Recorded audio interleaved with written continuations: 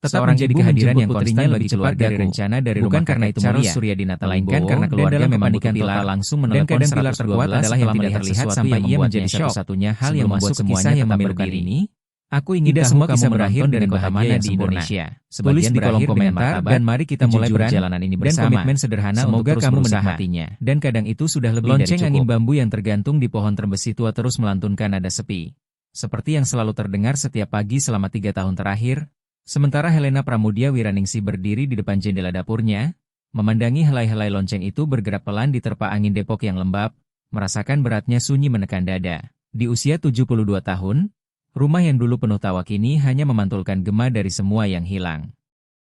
Aku menuang kopi hitam perlahan, ritual kecil agar tanganku punya kesibukan, karena sudah 3 tahun sejak Richardus Adi Nugraha pergi.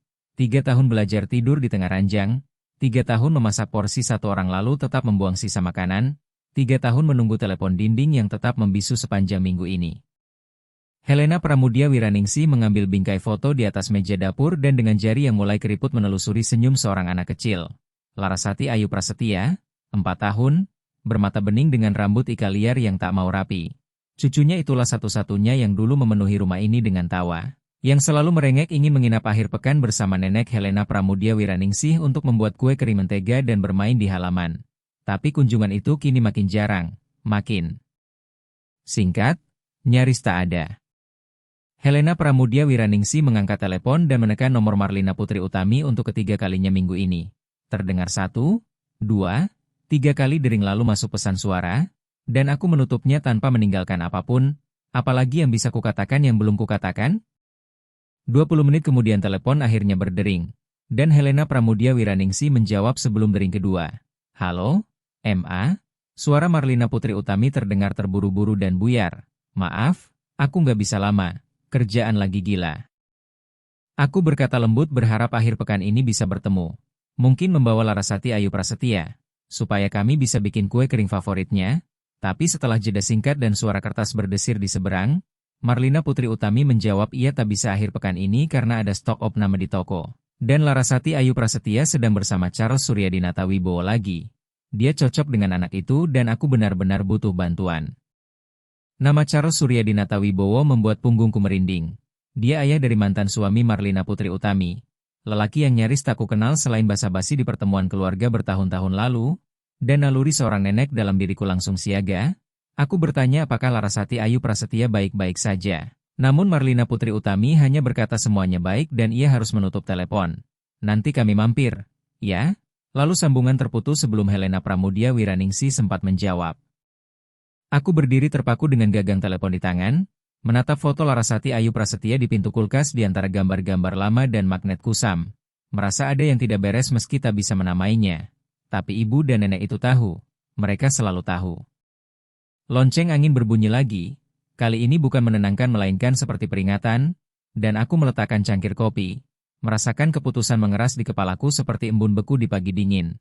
Besok aku akan pergi sendiri menemui Larasati Ayu Prasetya tanpa memberi kabar. Hanya untuk memastikan.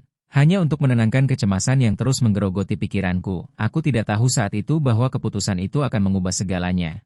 Keesokan paginya Helena Pramudia Wiraningsih menyetir menuju pinggiran Cikarang dengan kedua tangan mencengkeram setir lebih erat dari biasanya. Setelah menemukan alamat Charles Suryadinata Wibowo di buku kontak lamanya, jaraknya sekitar 30 menit dari rumahnya di Depok dan letaknya dekat kawasan industri Jababeka, Egypt. Sepanjang jalan aku berusaha mengingat apa yang kuketahui tentang Charles Suryadinata Wibowo. Dulu ia guru sejarah di SMA sebelum pensiun.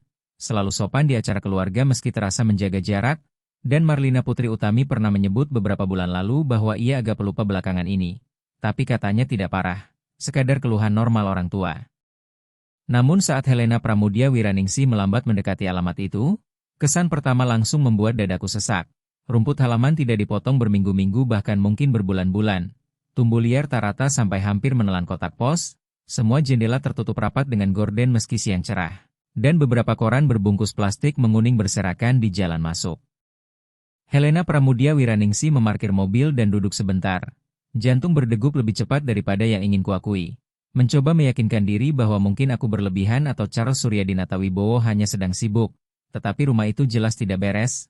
Aku berjalan melewati paving yang retak, menekan bel, Tidak ada jawaban. Ku coba lagi lalu mengetuk pintu dengan tegas, dan setelah menit-menit panjang yang sunyi, baru terdengar langkah menyeret dari dalam. Pintu terbuka perlahan dan Charles Suryadinata Wibowo muncul dengan pakaian kusut serta rambut abu-abu aut-autan. Menatapku dengan mata menyipit seakan berusaha mengenali wajahku, kebingungan tampak jelas di ekspresinya. Margareta Sri Widiawati, gumamnya, lalu ia berkedip, bukan. Helena Pramudia Wiraningsih. Helena Pramudia Wiraningsih, ya? Aku mengangguk dan berkata aku datang menengok Larasati Ayu Prasetya karena Marlina Putri Utami bilang anak itu akan seharian bersamanya. Larasati Ayu Prasetya? Charles Suryadinata Wibowo mengulang pelan seperti sedang mengais ingatan. Lalu tiba-tiba wajahnya cerah. Oh ya, si kecil ada di sini.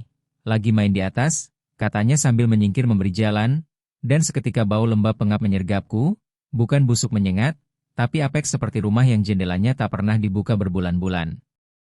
Ruang tamu dipenuhi tumpukan surat menyurat yang kebanyakan belum dibuka. Amplop bertumpuk di atas meja, piring kotor menumpuk di meja dapur, bahkan sebuah jaket tergantung di lampu alih-alih di gantungan. Aku bertanya apakah aku boleh melihat Larasati Ayu Prasetya sambil berusaha menjaga suara tetap normal meski alarm dalam kepalaku meraung. Dan Charles Suryadinata Wibowo hanya melambaikan tangan seolah meremehkan, "Gak apa-apa, kami cuma main. Anak-anak suka peta umpet, itu permainan."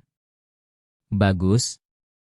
Aku tidak menunggu izin, instingku berteriak ada yang sangat salah, jadi aku langsung menuju tangga, sementara dari belakang Charles Suryadinata Wibowo berseru bingung, "Gak usah ganggu, dia lagi senang." Saat aku menaiki tangga dengan napas makin cepat, aku mendengarnya. Tangis pelan teredam dari salah satu pintu tertutup, tanganku sedikit gemetar ketika meraih gagang pintu, karena tangis itu diselingi suara tercekik aneh yang tidak terdengar wajar, lalu aku mendorong pintu perlahan. Kamar itu remang dengan gorden tertutup, hanya sepotong cahaya tipis memotong lantai, dan di sudut menempel ke dinding ada Larasati Ayu Prasetya. Wajahnya basah oleh air mata, tangan kecilnya memeluk erat boneka beruang ke dadanya. Matanya Larasati Ayu Prasetya merah dan bengkak, tetapi yang membuat darahku seakan membeku adalah sosok di tengah kamar itu. Charles Suryadinata Wibowo berdiri tertutup sepenuhnya oleh kain spray putih yang bernoda, bergerak pelan dengan kedua lengan terulur ke depan. Seperti tokoh dari cerita hantu, dan suaranya keluar dari balik kain yang redup menyeramkan. "Di mana kamu, Karina Dewi Wibowo kecil? Kakek mau cari kamu, keluar dari situ, keluar sekarang." Larasati Ayu Prasetya merengek dan makin meringkuk ketakutan, dan tubuhku bergerak lebih cepat daripada pikiranku sempat memproses. Aku berlari, memeluknya erat, dan ia menempel putus asa pada bahuku, menyembunyikan wajahnya di pundak nenek Helena Pramudia Wiraningsih sementara aku berbisik, "Gak apa-apa, sayang. Nenek di sini." Charles Suryadinata Wibowo menarik spray dari kepalanya dengan wajah benar-benar bingung. Rambutnya berdiri acak dan matanya kosong tidak fokus. "Kenapa?" "Kita cuma main. Seperti dulu aku main sama anak-anakku. Ini permainan tutup mata, Karina Dewi Wibowo selalu suka," katanya, tapi aku menahan suara tetap tegas meski jantungku berlari kencang. Charles Suryadinata Wibowo, dia menangis, dia ketakutan. Ia menatap Larasati Ayu Prasetya seperti baru menyadari untuk pertama kali, lalu bergumam bahwa ia kira mereka sedang bersenang-senang, dan aku tidak berdebat, aku hanya memeluk Larasati Ayu Prasetya lebih kuat dan berjalan ke pintu. Saat melewati Charles Suryadinata Wibowo, aku melihat kebingungannya makin dalam seperti orang memecahkan teka-teki yang kehilangan potongan, dan di tangga Larasati Ayu Prasetya berbisik di leherku. Dia manggil aku nama lain, dia bilang aku anaknya, dia suruh aku diam waktu main, aku takut, "Nek, aku mau pulang." Charles Suryadinata Wibowo mengikuti kami sambil mengibas-ngibaskan tangan tak berdaya. "Aku nggak ngerti kenapa kalian marah, itu cuma permainan, kayak dulu. Waktu Karina Dewi Wibowo sama anak-anak masih kecil, kami selalu main begitu." Tetapi aku tidak berhenti mendengar. Aku membawa Larasati Ayu Prasetya langsung ke mobil. Bergulat dengan kunci karena tanganku sekarang gemetar. Bukan semata takut, melainkan dorongan lebih dalam. Naluri seorang ibu dan kemarahan protektif bercampur cemas yang menyesakan. Aku memasang sabuk pengaman dan mengikat kursi anak untuk Larasati Ayu Prasetya di jok belakang. Lalu segera mengeluarkan ponsel untuk menelepon Marlina Putri Utami. Tapi tak ada jawaban, ku coba lagi, tetap kosong, dan aku duduk di kursi pengemudi dengan pikiran berputar liar. Kamar gelap itu, sosok terselubung, Wajah Larasati Ayu Prasetya yang ketakutan, dan kebingungan Charles Suryadinata Wibowo yang nyata, tidak terasa disengaja atau kejam, tetapi semuanya terasa salah dengan cara yang mengerikan dan mengganggu. Dari belakang Larasati Ayu Prasetya bertanya pelan, "Kakek Charles Suryadinata Wibowo nggak apa-apa?" Pertanyaan itu menembus dadaku karena bahkan saat takut ia masih memikirkan beliau, dan aku hanya bisa menjawab, "Aku nggak tahu. Sayang, aku benar-benar nggak tahu."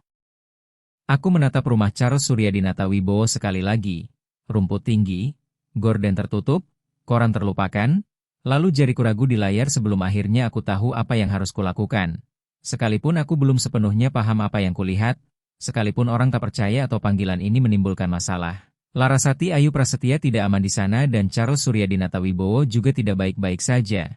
Jadi aku menelepon 112, dan kurang dari 20 menit kemudian dua petugas polisi, Aibtu Rizky Maulana dan Bribka Sinta Maharani tiba.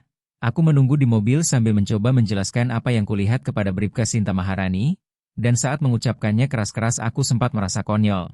Permainan aneh, seorang lansia di balik sprei, seorang anak menangis. Namun ketika aku menggambarkan bagaimana aku menemukan Larasati Ayu Prasetya meringkuk ketakutan di sudut, wajah Bribka Sinta Maharani langsung mengeras serius. "Kami akan bicara dengan beliau, Bu.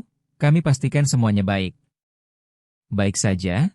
Lalu dari dalam mobil aku melihat kedua petugas itu berjalan menuju pintu rumah Charles Suryadinata Wibowo. Setelah beberapa menit barulah Charles Suryadinata Wibowo membuka pintu. Dan bahkan dari kejauhan aku bisa melihat kegelisahannya. Tangannya bergerak gelisah, kepalanya menggeleng ke kanan kiri. Lalu Aibtu Rizky Maulana dan Bribka Sinta Maharani berbicara dengannya lama sekali seolah tak berujung. Sampai akhirnya mereka meminta masuk dan Charles Suryadinata Wibowo sempat menolak sebelum menyerah. Lalu keduanya menghilang di dalam rumah. Larasati Ayu Prasetya sudah berhenti menangis, tetapi ia tetap diam di jok belakang, menatap rumah itu dengan mata besar penuh cemas, dan sekitar 15 menit kemudian kedua petugas keluar. Aibtu Rizky Maulana berjalan menghampiri mobilku sementara Bribka Sinta Maharani tetap berdiri bersama Charles Suryadinata Wibowo di ambang pintu. "Bu, kami sudah bicara dengan Pak Charles Suryadinata Wibowo," kata Aibtu Rizky Maulana. "Beliau memang bingung soal beberapa hal, tapi kami belum melihat bahaya langsung. Beliau bilang tadi hanya bermain dengan anak, dan itu sesuai dengan penjelasan Ibu. Kondisi rumahnya memang memprihatinkan soal perawatan, tapi tidak tampak berbahaya." Aku menahan napas dan berkata mereka menanyakan hari apa sekarang dan beliau bahkan tidak bisa menjawab pertanyaan sederhana. Lalu wajah Aibtu Rizky Maulana melunak. Kami melihat ada kebingungan. "Iya, beliau pikir hari ini Selasa padahal Kamis, dan beliau memanggil rekan saya dengan sebutan Bu Kepala beberapa kali. Kami sudah mendokumentasikan semuanya dan akan membuat laporan untuk merekomendasikan pemeriksaan kesejahteraan, tetapi tanpa bukti bahaya langsung atau niat melukai." Aku hanya bisa menjawab pelan, "Saya mengerti," walau dadaku panas oleh frustrasi karena terasa mereka tidak bisa berbuat banyak. Aibtu Rizky Maulana lalu menasihati, "Tolong Ibu tetap bersama anaknya hari ini, minta ibunya menghubungi kami akan tindak lanjuti." Saat mobil patroli menjauh, ponselku akhirnya bergetar dan nama Marlina Putri Utami menyala di layar. Aku mengangkatnya, namun sebelum aku sempat bicara, suara putriku meledak di telinga, "Kamu ngapain, Ma? Polisi baru aja nelepon aku. Mereka bilang kamu melaporkan Charles Suryadinata Wibowo. Kamu udah gila?" Aku mencoba menahan diri. "Marlina Putri Utami, tolong dengar dulu." Tapi ia memotong, "Enggak, kamu yang dengar. Kamu tahu nggak apa yang kamu lakukan?" Charles Suryadinata Wibowo nelepon aku sambil nangis, bilang dia takut, dia nggak ngerti apa yang terjadi, dia bingung dan kacau, dan sekarang polisi bilang ada laporan tentang dia. Aku menegaskan dengan suara keras yang kupaksa tetap stabil, dia tidak boleh menjaga Larasati Ayu Prasetya lagi. Ada yang salah, Marlina Putri Utami. Aku menemukan Larasati Ayu Prasetya ketakutan, dia baru 4 tahun. Namun Marlina Putri Utami membalas tajam, "Anak 4 tahun takut sama apa saja. Kamu gak berhak melibatkan polisi tanpa ngomong sama aku dulu." Aku menjawab, "Aku sudah meneleponmu berkali-kali." Lalu ada jeda panjang yang dingin dan berat sebelum suara Marlina Putri Utami kembali. Tegang oleh amarah, "Aku jemput Larasati Ayu Prasetya sekarang juga. Dan setelah itu kita akan bicara serius soal batasan. Ma, kamu tetap di situ." Telepon ditutup mendadak. dan aku duduk membeku dengan Larasati Ayu Prasetya diam di belakang, merasa sendirian sepenuhnya. Aku melakukan yang menurutku benar, aku melindungi cucuku, tetapi sekarang semua orang marah padaku. Charles Suryadinata Wibowo menderita, Marlina Putri Utami murka, polisi tak bisa bertindak, dan aku punya firasat mengerikan bahwa aku justru memperburuk segalanya. 40 menit kemudian Marlina Putri Utami datang dengan suara ban berdecit memasuki halaman rumahku, turun dari mobil dan melangkah masuk tanpa basa-basi. Wajahnya merah oleh amarah dan lelah. Aku sudah membawa Larasati Ayu Prasetya ke dalam dan memberinya jus jambu serta biskuit agar semuanya terlihat normal sebelum badai. Tetapi begitu Marlina Putri Utami masuk, suaranya membelah sunyi. Kamu mikir apa, MA? Menelepon polisi soal Charles Suryadinata Wibowo tanpa ngomong sama aku. Aku berdiri dari meja dengan tenang yang kupaksakan. Aku sudah mencoba meneleponmu berkali-kali, Marlina Putri Utami, dan ia menampar balik dengan kelelahan yang tajam. Kamu harusnya tahu aku lagi kerja. MA, aku nggak bisa angkat tiap telepon saat aku ngurus satu toko penuh. Aku nggak bisa angkat setiap telepon kalau aku lagi mengelola satu toko penuh, kata Marlina Putri Utami dengan tangan gemetar, dan sekarang Charles Suryadinata Wibowo ketakutan. Dia meneleponku sambil nangis, bilang dia nggak ngerti salahnya apa. Katanya dia cuma main sama Larasati Ayu Prasetya seperti dulu dia main dengan anak-anaknya sendiri. Aku menahan amarah yang bercampur takut, tapi Larasati Ayu Prasetya menangis, dan aku mengulang gambaran yang tak bisa hilang dari kepalaku. Larasati Ayu Prasetya di kamar gelap menangis sementara Charles Suryadinata Wibowo berjalan dengan sprei menutupi tubuhnya dan memanggilnya dengan nama orang lain. Rahang Marlina Putri Utami mengeras, anak-anak memang menangis. Anak-anak memang gampang takut, itu bukan alasan kamu melibatkan polisi.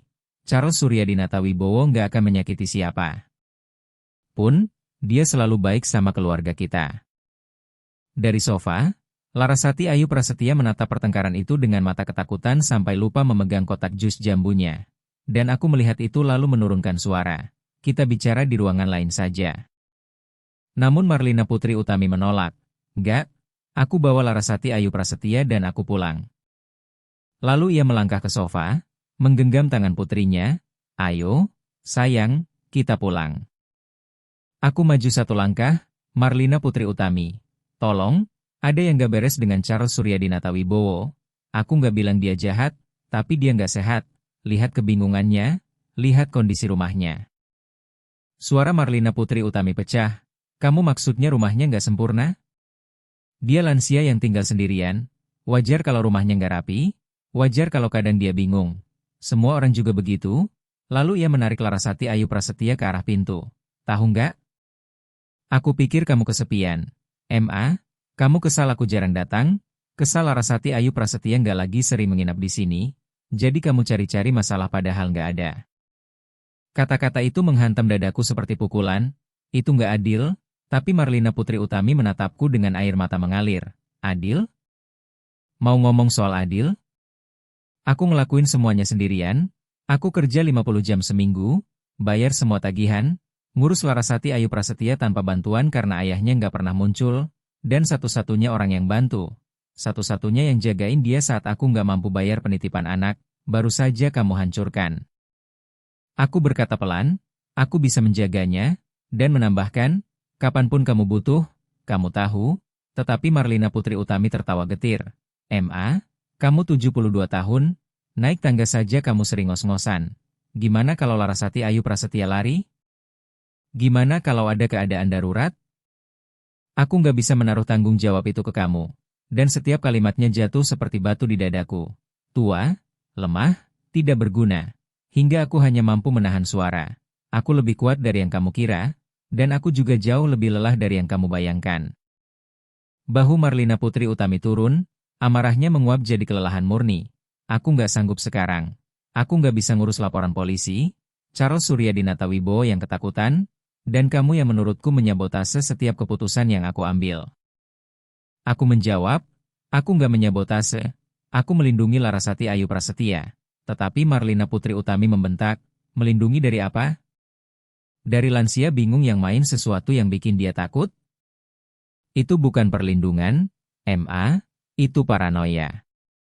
Ia membuka pintu, menuntun Larasati Ayu Prasetya keluar, dan si kecil menoleh padaku dengan bingung dan sedih. Tunggu, kataku refleks, Tapi Marlina Putri Utami berkata dingin tanpa menatapku, "Jangan telepon, jangan datang, biarkan kami sendiri dulu." Lalu pintu tertutup dan aku berdiri di rumahku yang kembali kosong. Mendengar mobil Marlina Putri Utami menjauh sementara lonceng angin di luar kembali menyanyikan melodi sepinya. 3 hari berlalu. 3 hari Marlina Putri Utami diam.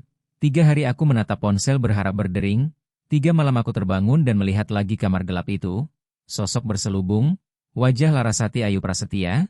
Aku menelepon setiap pagi namun selalu berakhir di pesan suara. Sampai hari keempat aku mengambil keputusan. Kalau tidak ada orang lain yang mau memperhatikan, aku yang akan memperhatikan. Aku kembali menyetir ke lingkungan Charles Suryadinata Wibowo. Tetapi kali ini aku tidak menuju rumahnya. Aku parkir sedikit di bawah jalan dan mengetuk pintu sebuah rumah rapi dengan pot-pot bunga di jendela. Seorang perempuan membuka pintu dan menatapku dengan rasa ingin tahu yang ramah. Aku memperkenalkan diri. "Halo, aku Helena Pramudia Wiraningsih. Aku kenal keluarga Charles Suryadinata Wibowo. Aku khawatir dengan beliau dan ingin tahu apakah kamu melihat sesuatu yang tidak biasa." Dan wajah perempuan itu, Nadira, langsung berubah cemas. "Aduh, Bu, iya, Charles Suryadinata Wibowo belakangan ini aneh sekali.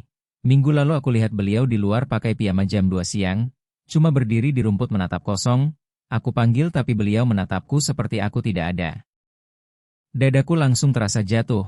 Nadira melanjutkan bahwa itu sudah terjadi lama, berbulan-bulan, dan suaminya, Haryono Setiawan, pernah melihat Charles Suryadinata Wibowo berkeliaran di lingkungan itu beberapa minggu lalu dalam keadaan benar-benar tersesat sampai Haryono Setiawan harus mengantarnya pulang. Karena Charles Suryadinata Wibowo seperti tidak mengenali rumahnya sendiri. Nadira mencondongkan badan dan menurunkan suara, mengaku sempat ingin menelepon seseorang tetapi takut dianggap ikut campur karena orang-orang sering menjaga privasi soal hal seperti ini. Aku mengucapkan terima kasih lalu mendatangi 2 tetangga lain, dan masing-masing punya cerita serupa. Charles Suryadinata Wibowo bicara sendiri di depan kotak pos, mencoba masuk ke mobil yang bukan miliknya, atau menanyakan pertanyaan yang sama berulang-ulang dalam hitungan menit, sampai gambaran itu menjadi sangat jelas dan menyakitkan. Aku pulang, mencari informasi tentang Charles Suryadinata Wibowo di internet, menemukan artikel-artikel lama tentang karir mengajarnya, penghargaan yang pernah ia terima, foto dirinya tersenyum bersama murid-muridnya. Lalu aku juga menemukan nomor telepon seseorang bernama Derik Andika Wibowo di Bandung dengan nama keluarga yang sama. Aku menarik napas panjang dan menelepon. "Halo?" Suara seorang pria terdengar waspada. "Ini Derik Andika Wibowo, anaknya Charles Suryadinata Wibowo. Siapa ini?" Aku menjawab, "Aku Helena Pramudia Wiraningsih, terhubung lewat putriku Marlina Putri Utami, dan aku menelepon karena sangat khawatir dengan kondisi Charles Suryadinata Wibowo." Di ujung sana ada hening panjang lalu helaan napas berat. "Ada apa?" Aku menjelaskan hati-hati, tanpa memancing drama, fokus pada apa yang kulihat dan apa yang dikatakan para tetangga.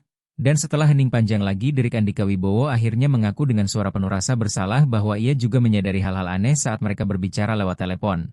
Bulan lalu Charles Suryadinata Wibowo meneleponnya memanggil nama David Haryanto. Padahal itu pamannya yang sudah meninggal 10 tahun. Dan ayahnya terus menanyakan hal yang sama seolah lupa mereka sudah membahasnya. Aku bertanya apakah ayahnya sudah dibawa ke dokter, dan Derik Andika Wibowo mengatakan ia sudah menyarankan tetapi Charles Suryadinata Wibowo menolak. Bersikeras tidak apa-apa karena semua orang kadang lupa. Lalu ia terdiam dan menambahkan ia tinggal sekitar 3 jam dari sana, punya keluarga dan pekerjaan sendiri. Tidak bisa begitu saja meninggalkan semuanya dan memaksa ayahnya menerima bantuan. Aku berkata lembut tapi tegas bahwa beliau butuh pertolongan, apalagi kadang menjaga cucuku Larasati Ayu Prasetya dan aku khawatir keselamatan mereka berdua. Dan aku mendengar Derik Andika Wibowo menarik napas tajam. "Dia menjaga anak kecil sendirian?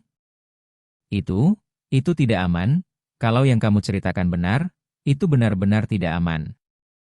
Kami bicara sekitar 20 menit lagi, dan Derik Andika Wibowo mengaku selama ini ia menghindari masalah itu sambil berharap semuanya membaik sendiri.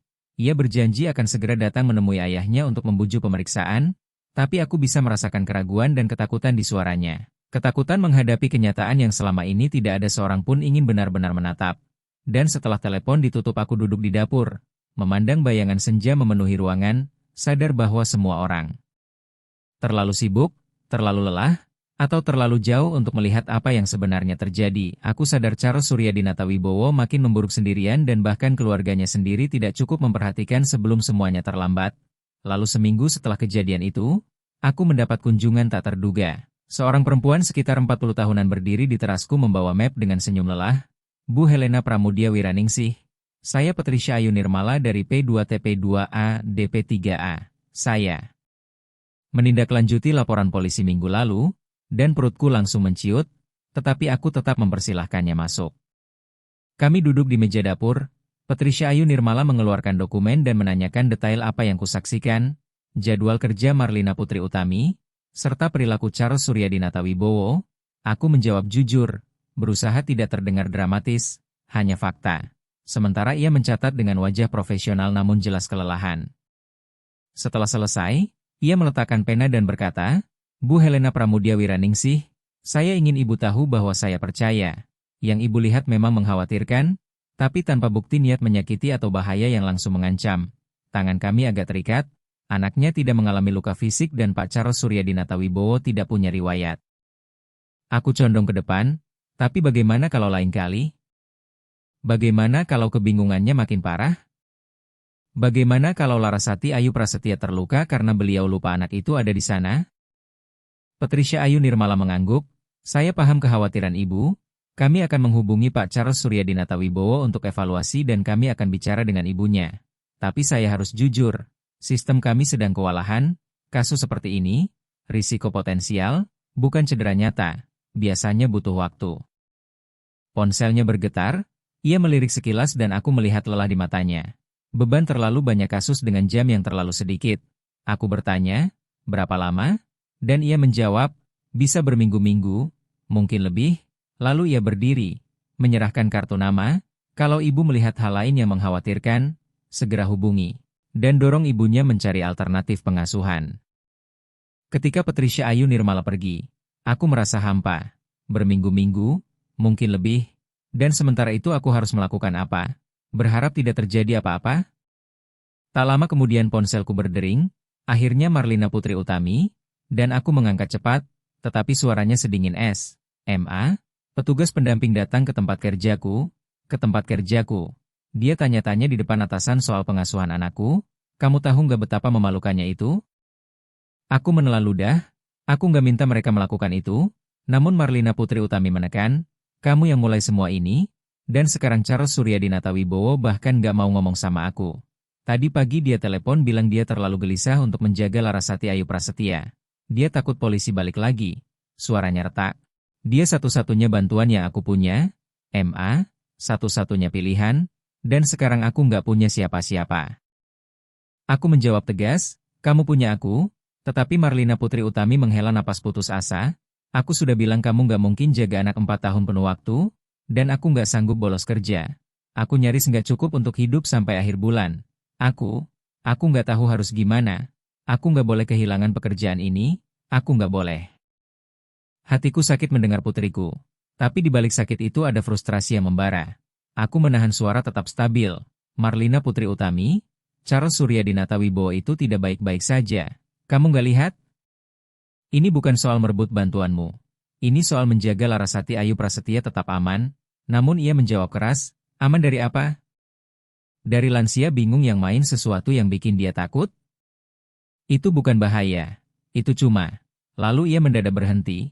Aku harus pergi, aku harus cari cara buat besok gimana Larasati Ayu Prasetya, dan sambungan terputus. Aku duduk dalam sunyi rumahku, merasakan beratnya benar ketika tak ada seorang pun ingin aku benar. Aku sudah melakukan yang perlu, melindungi cucuku dan mencoba menolong seorang pria yang jelas butuh bantuan. Dan karena itu aku sendirian, dijauhi putriku, dan tak berdaya menghadapi birokrasi. Tetapi bayangan wajah Larasati Ayu Prasetya yang ketakutan terus mengejar pikiranku. Sampai aku menatap kartu nama Patricia Ayu Nirmala di atas meja lalu menatap ponselku. Tahu bahwa aku harus tetap waspada. Meski semuanya terasa seperti tembok yang tidak mau bergerak. Aku tidak bisa memaksa Marlina Putri Utami untuk mau mendengar, tidak bisa memaksa sistem bergerak lebih cepat, dan tidak bisa memaksa keluarga Charles Suryadinata Wibowo segera bertindak. Tapi aku bisa tetap berjaga. Aku bisa terus memperhatikan saat semua orang lain terlalu kewalahan untuk menyadari. Karena kadang menjadi nenek berarti rela tidak disukai demi keselamatan seorang anak. Aku tidak bisa tidur, dan selama 3 malam berturut-turut aku terjaga memikirkan Charles Suryadinata Wibowo di balik spray putih itu.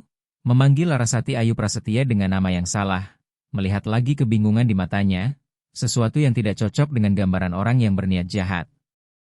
Kamis pagi aku pergi ke Perpusda Depok. Seorang pustakawati muda bernama Rani membantuku memakai komputer dan mengajarkan cara mencari di arsip koran lokal.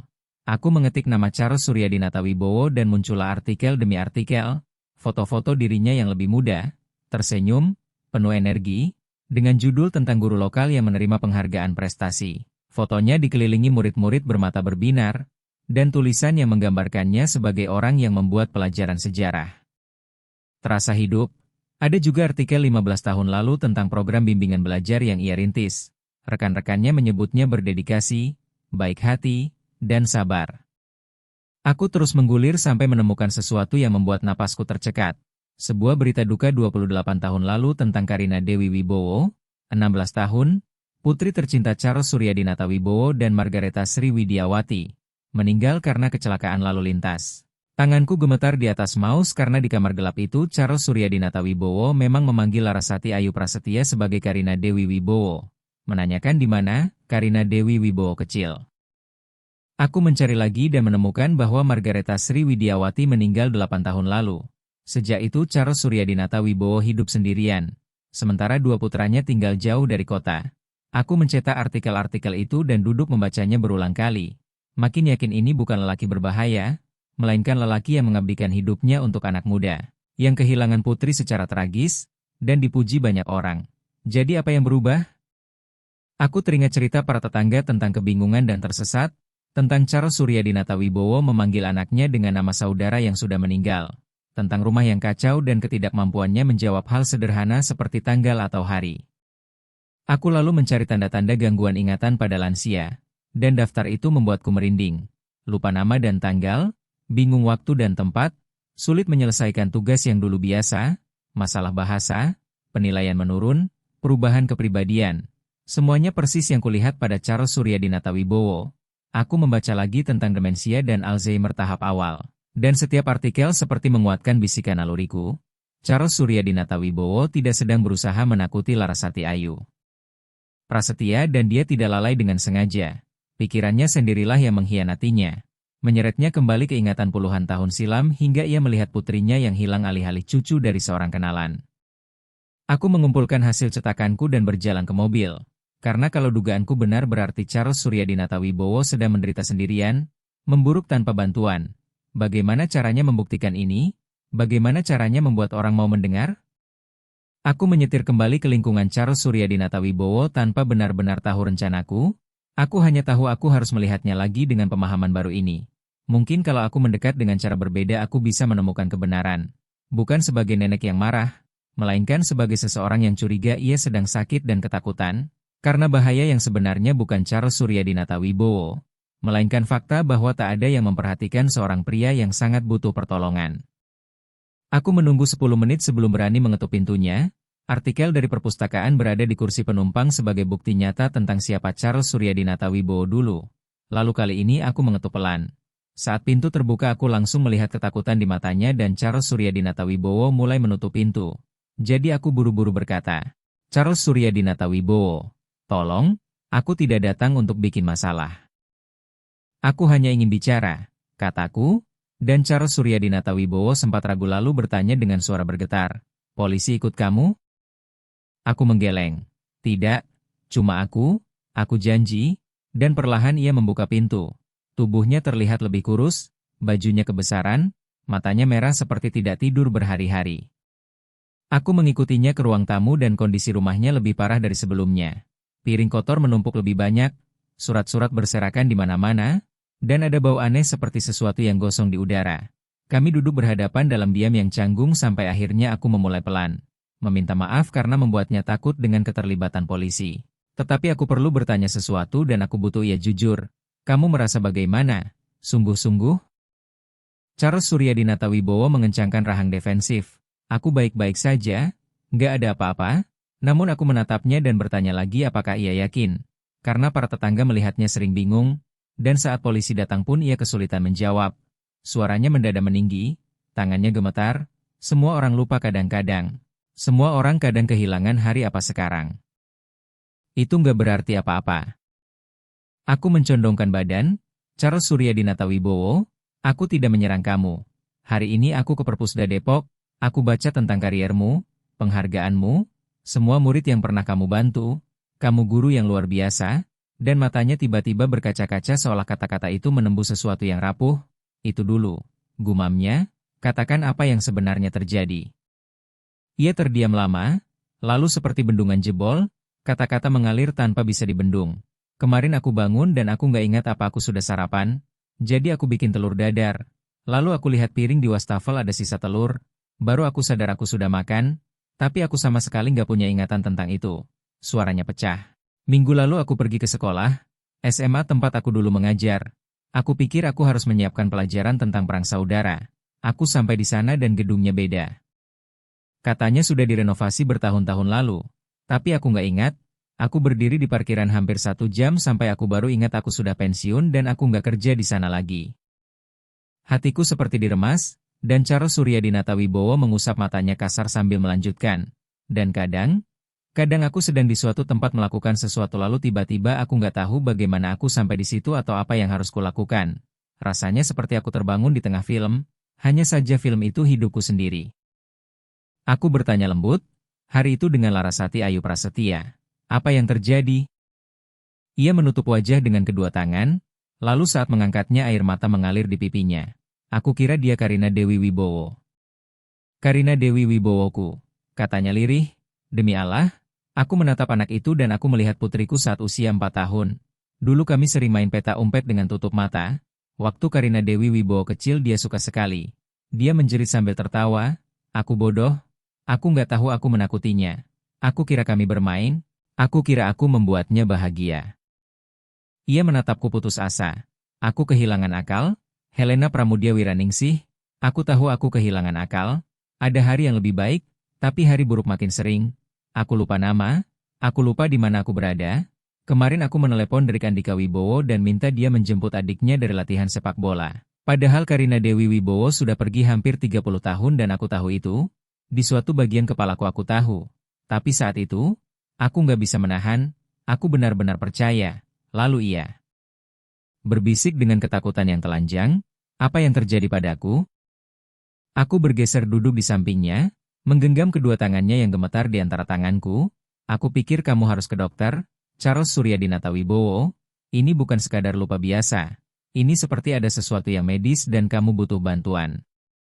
Ia berbisik, aku takut sekali dengan apa yang akan mereka bilang. Aku takut mereka masukin aku ke tempat orang-orang lupa siapa dirinya. Duduk di kursi roda menatap kosong sampai mati, tapi aku menegaskan, tidak mencari bantuan jauh lebih menakutkan, karena sekarang kamu sendirian dan bingung, dan ini hanya akan memburuk. Anak-anakmu tidak tahu separah ini, tidak ada yang menolong karena tidak ada yang tahu kamu butuh, dan ia menggeleng lemah, aku tidak mau jadi beban. Kamu bukan beban, Charles Suryadinata Wibowo. Kamu sedang sakit, dan orang sakit pantas mendapat perawatan dan kasih sayang, bukan diasingkan, kataku, dan ia terdiam sangat lama sebelum akhirnya mengangguk pelan. Kamu mau bantu aku? Aku nggak tahu harus mulai dari mana. Aku nggak tahu harus telepon siapa. Lalu aku menjawab tanpa ragu. Ya? Tetapi aku menambahkan bahwa kami harus memberitahu kedua putranya dan juga putriku Marlina Putri Utami. Karena ia perlu paham kenapa Charles Suryadinata Wibowo tidak bisa menjaga Larasati Ayu Prasetya lagi. Charles Suryadinata Wibowo tampak bergetar namun mengangguk. Aku mengerti, aku juga sudah nggak percaya sama diriku sendiri. 1 jam kemudian saat aku menyetir pulang, pikiranku menata daftar panjang hal yang harus kulakukan. Menelepon dari Andika Wibowo, bicara dengan Marlina Putri Utami yang mungkin akan menutup telepon lagi, mencari dokter, mencoba memahami sistem yang tidak kukenal. Tetapi tidak ada yang lebih berat daripada bayangan Charles Suryadinata Wibowo menangis di rumahnya yang berantakan, ketakutan dan sendirian dengan penyakit yang merampasnya sedikit demi sedikit, yang benar-benar mengerikan. Bukanlah bahwa ia sempat menakuti Larasati Ayu Prasetya, melainkan bahwa begitu lama tak seorang pun memperhatikan sampai ia hampir tenggelam. Dan aku bertekad itu harus berubah. Malam itu aku menelepon Derik Andika Wibowo. Derik Andika Wibowo, aku menemui ayahmu hari ini, kami bicara sungguh-sungguh. Aku jeda sebentar lalu menjelaskan bahwa ia mengakui masalah serius, hilang ingatan, kebingungan ekstrim, bahwa ia pernah menyetir ke sekolah karena lupa ia sudah pensiun, ia bahkan tidak ingat apakah ia sudah makan. Dan ia ketakutan serta sudah lama menyembunyikannya. Di ujung sana hening begitu lama sampai aku sempat mengira sambungan putus, lalu derik Andika Wibowo. Menjawab tegang, Helena Pramudia Wiraningsih, ayahku memang dari dulu pelupa, waktu aku kecil saja dia sering hilang kunci. Mungkin dia cuma menua, tetapi aku menahan napas dan tetap tegas, ini lebih dari itu, dan kamu tahu, dia memanggil kamu dengan nama pamanmu yang sudah meninggal. Dia mengira cucuku Larasati Ayu Prasetya adalah putrinya Karina Dewi Wibowo. Dia bahkan tidak bisa menjawab hari apa sekarang. Berhenti cari alasan karena kamu takut menghadapi ini. Ayahmu butuh bantuan medis. Sungguhan, dan dia memintaku membantu, tapi aku tidak bisa sendirian. Dia butuh keluarganya. Setelah hening lagi, suara derik Andika Wibowo kembali pecah. Terakhir kali aku ketemu dia kapan ya? Benar-benar ketemu. Hampir setahun. 11 bulan. 11 bulan. Aku selalu mau datang tapi kerja. Anak-anak, selalu ada alasan, dan setiap kali dia telepon ngomong aneh-aneh aku bilang ke diriku itu bukan apa-apa, karena kalau itu bukan apa-apa aku nggak perlu melakukan apa-apa. Tuhan, aku anak macam apa? Aku menjawab pelan, kamu manusia, tapi sekarang kamu sudah tahu, jadi kamu harus bertindak, dan ketika ia bertanya harus bagaimana, aku bilang, datang akhir pekan ini kalau bisa. Kita perlu bawa dia ke dokter untuk evaluasi. Dia setuju, tapi dia butuh anaknya ada di sana. Derik Andika Wibowo menangis terbuka di telepon. Aku akan datang Sabtu pagi, dan aku akan telepon adikku juga. Thomas Bagas Wibowo harus tahu. Setelah menutup telepon, aku menghadapi percakapan paling sulit. Aku harus memberitahu Marlina Putri Utami, tapi aku tahu ia tidak akan mengangkat. Jadi aku melakukan sesuatu yang hampir tak pernah kulakukan. Aku mendatangi tempat kerjanya. Toko itu sedang tutup. Dan aku menunggu di parkiran sampai aku melihat Marlina Putri Utami keluar dengan bahu jatuh karena lelah, mengobrak-abrik tas mencari kunci. Lalu ia melihatku dan membeku. "Ma," katanya, "kamu ngapain di sini?" Aku melangkah mendekat, "Kamu tidak angkat teleponku, tapi kamu harus dengar ini. Aku menemui Charles Suryadinata Wibowo hari ini, dia cerita semuanya. Marlina Putri Utami, gangguan ingatan, kebingungan, bagaimana dia menyembunyikannya karena takut. Saat main dia mengira Larasati Ayu Prasetya adalah putrinya Karina Dewi Wibowo. Dia benar-benar tidak tahu apa yang dia lakukan. Namun Marlina Putri Utami masih membalas keras, jadi dia pelupa? Itu nggak membenarkan kamu memanggil polisi. Dan aku menekankan dengan suara yang tak bisa lagi kutahan, dia menyetir ke sekolah yang dia kira masih tempat kerja karena dia lupa dia sudah pensiun. Suaraku meninggi karena aku sudah tidak sanggup menahan. Dia bahkan tidak ingat apakah dia sudah makan. Dia memanggil anaknya dengan nama orang yang sudah meninggal. Marlina Putri Utami, ini bukan lupa biasa, ada sesuatu yang serius sekali. Dan Marlina Putri Utami menggenggam tasnya erat, "Kenapa kamu bilang ini ke aku?" Aku menjawab tegas, karena Charles Suryadinata Wibowo tidak boleh menjaga Larasati Ayu Prasetya lagi. Bukan karena aku sok mengatur atau terlalu protektif, tapi karena dia benar-benar tidak bisa menjaga anak dengan aman, dan dia sendiri mengaku. Bagus. Suara Marlina Putri Utami pecah. Sempurna. Sekarang aku nggak punya penitipan anak dan aku nggak punya pilihan. Lalu ia menutup wajah dengan kedua tangan dan mulai gemetar. "Aku tahu," bisiknya. "Iya, aku tahu. Aku tahu ada yang salah." Dan pengakuan itu menggantung di udara saat ia menceritakan bahwa 2 bulan lalu Charles Suryadinata Wibowo menelepon jam 3 pagi menanyakan Karina Dewi Wibowo. Dan ketika Marlina Putri Utami bilang Karina Dewi Wibowo sudah meninggal bertahun-tahun. Beliau marah, menuduhnya bohong, lalu 1 jam kemudian menelepon lagi seolah lupa. Bertanya ia sedang bicara soal siapa. Ada juga saat-saat lain ketika beliau lupa bahwa Marlina Putri Utami telah menitipkan Larasati Ayu Prasetya dan tampak terkejut ketika ia datang menjemput. Aku menatapnya lembut dan berkata, "Tapi kamu mengabaikannya," dan Marlina Putri Utami terisak, "Aku capek sekali. Ma, capek melakukan semuanya sendirian. Kerja, mengasuh, bayar tagihan, hampir nggak pernah tidur. Charles Suryadinata Wibowo satu-satunya orang yang bisa menolongku. Jadi aku meyakinkan diriku itu nggak seberapa. Kebanyakan waktu beliau baik-baik saja. Aku menaruh kenyamananku di atas keselamatan anakku. Ibu macam apa aku ini?" Aku menyeberangi parkiran dan memeluk putriku. Dan Marlina Putri Utami runtuh di pelukanku sambil menangis seperti tidak pernah menangis selama bertahun-tahun. Semua lelah, takut, dan rasa bersalah tumpah di bawah lampu neon parkiran. Aku berbisik, "Kamu bukan ibu yang buruk, Kamu ibu yang kewalahan dan melakukan yang terbaik dengan apa yang kamu punya. Tapi sekarang kita sudah tahu kebenarannya, jadi sekarang kita akan bertindak lebih baik. Marlina Putri Utami menarik napas, mengusap air mata. Aku nggak tahu caranya, aku nggak bisa bolos kerja, aku nggak mampu bayar penitipan anak, dan aku menjawab, kalau begitu biarkan aku membantu. Membantu sungguh-sungguh, bukan karena kamu lemah, tapi karena keluarga memang seharusnya begitu dan kita lupa caranya. Untuk pertama kalinya setelah sekian lama Marlina Putri Utami tidak membantah. Ia hanya mengangguk kala namun akhirnya mau menerima bahwa ia tidak bisa menanggung semuanya sendirian. Dan aku berkata, Drik Andika Wibowo akan datang Sabtu untuk membawa Charles Suryadinata Wibowo evaluasi. Dan aku akan menjaga Larasati Ayu Prasetya hari itu dan setiap hari setelahnya saat kamu butuh. Kita selesaikan ini bersama. Sabtu pagi datang dengan langit kelabu dan udara dingin. Aku menjemput Larasati Ayu Prasetya sementara Marlina Putri Utami pergi ke klinik bersama Drik Andika Wibowo dan Thomas Bagas Wibowo yang terbang dari Surabaya. Dan dari kursi belakang Larasati Ayu Prasetya bertanya, Mama kemana? Aku menjawab, Mama mau membantu seseorang yang sedang tidak enak badan. Sayang, tapi kamu dan aku akan punya hari yang seru. Lalu Larasati Ayu Prasetya berpikir sejenak, yang bikin aku takut itu kakek Charles Suryadinata Wibowo, dan aku mengangguk. Iya, tapi beliau tidak bermaksud menakutimu, kadang beliau bingung dan dokter akan membantu. Ia diam sebentar lalu bertanya pelan, kalau nenek Helena Pramudia Wiraningsih juga nanti lupa aku gimana? Pertanyaan itu menusuk dalam, sampai aku menepikan mobil dan menatap matanya.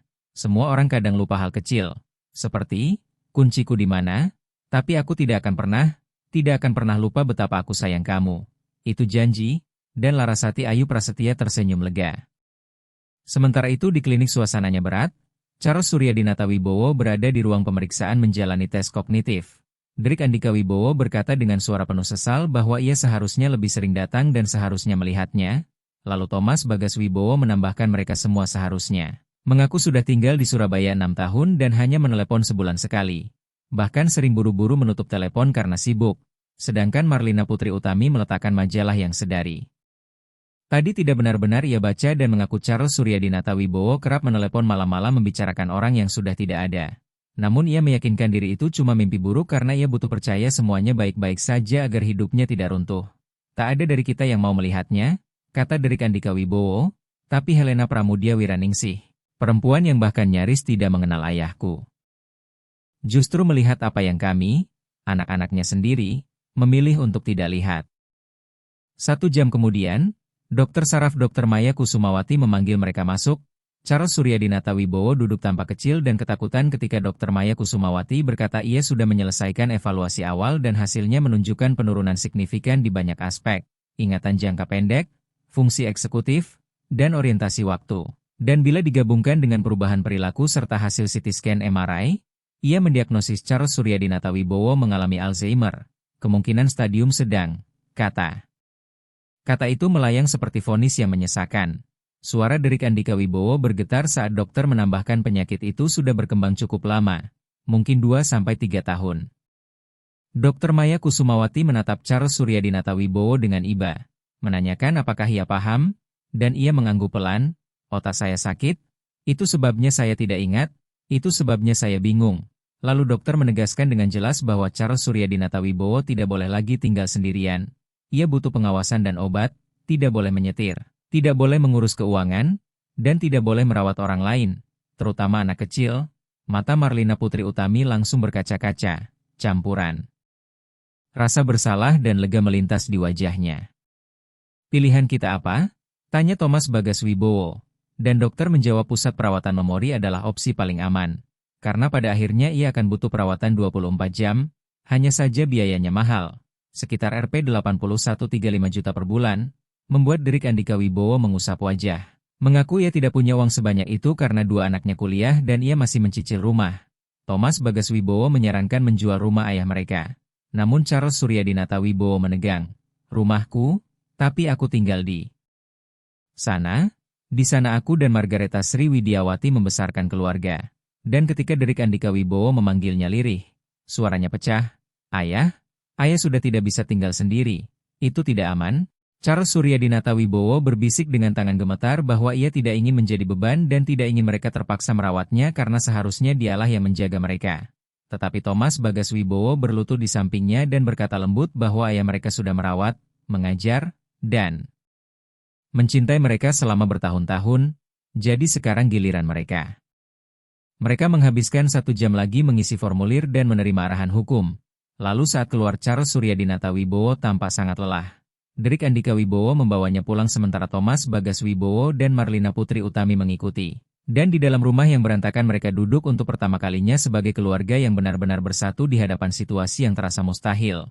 Diskusi berlangsung sepanjang sore, tidak mudah, Thomas Bagas Wibowo dan Derik Andika Wibowo berbeda pendapat soal waktu dan langkah. Marlina Putri Utami ingin meneliti pusat-pusat perawatan. Sementara Charles Suryadinata Wibowo kadang tampak jernih lalu tiba-tiba hilang arah.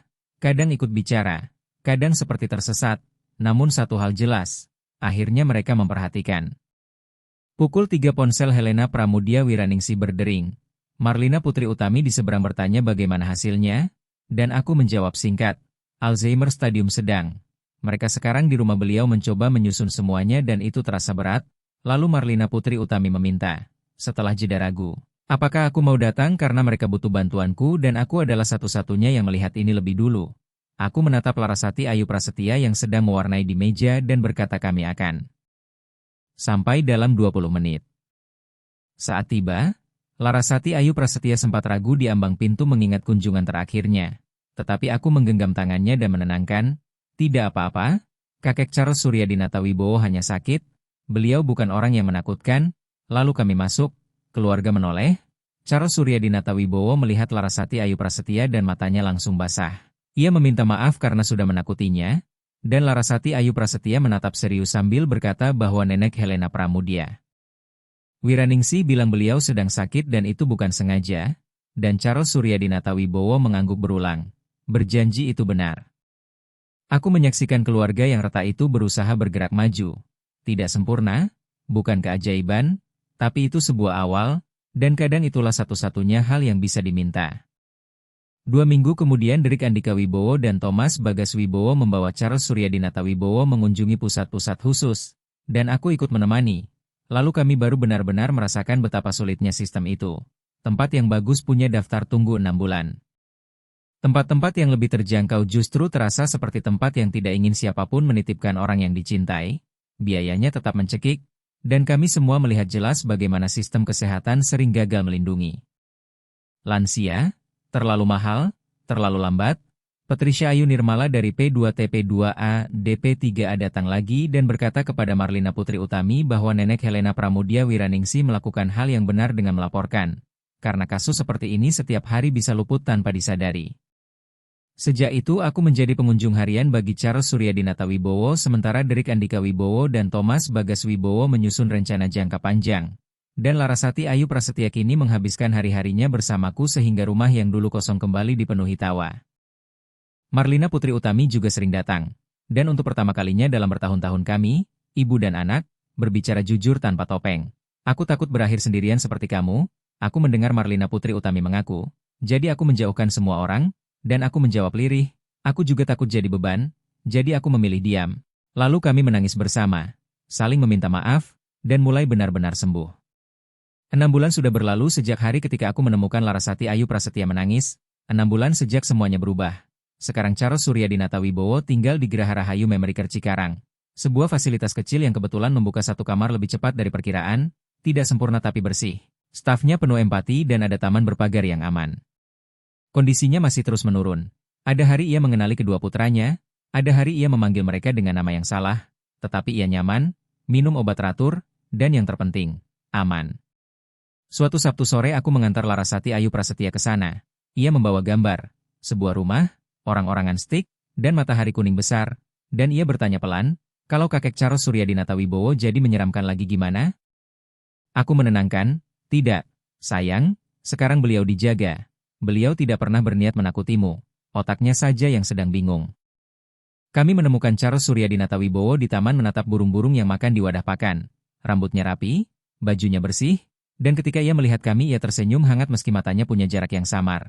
Halo, Katanya ramah walau jelas ia tidak sepenuhnya ingat siapa kami. Lalu Larasati Ayu Prasetya menyapa malu-malu. Halo, Pak Charles Suryadinata Wibowo. Aku bikin gambar buat Bapak, dan ia menerima gambar itu dengan tangan gemetar. Menatapnya lama, bagus sekali. Terima kasih. Nak, lalu ia bertanya apakah itu keluarganya. Dan Larasati Ayu Prasetya menjawab, iya, ini Mama, Nenek Helena Pramudia Wiraningsih, dan aku, membuat Charles Suryadinata Wibowo berkata dengan suara jauh namun tulus, keluarga itu penting, sangat penting, jangan pernah lupakan. Hingga mataku basah karena bahkan dalam kebingungannya ia masih tahu apa yang paling berarti.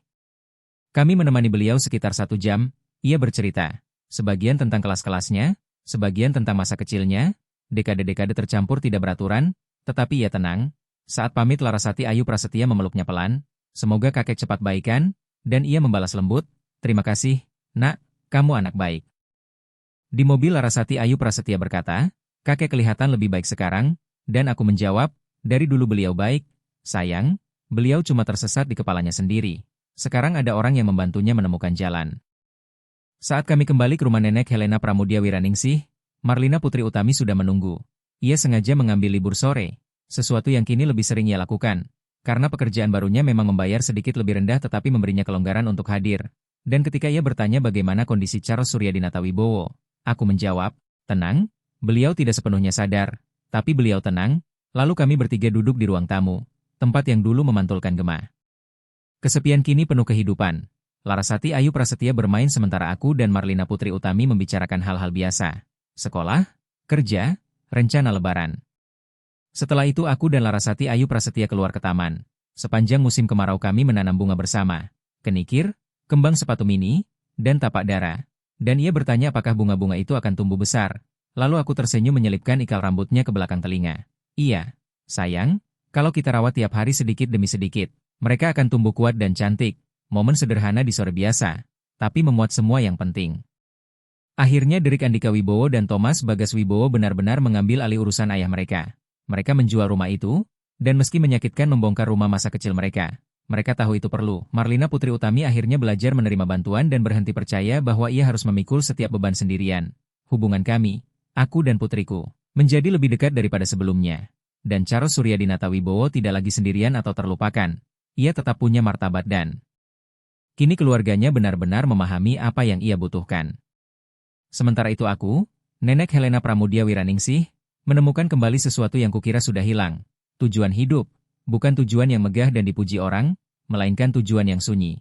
Hadir ketika orang lain terlalu sibuk untuk melihat, memberi perhatian ketika orang lain memilih menoleh, menjadi tiang penyangga karena aku punya usia, pengalaman, dan hati untuk menangkap hal-hal yang sering luput dari mata.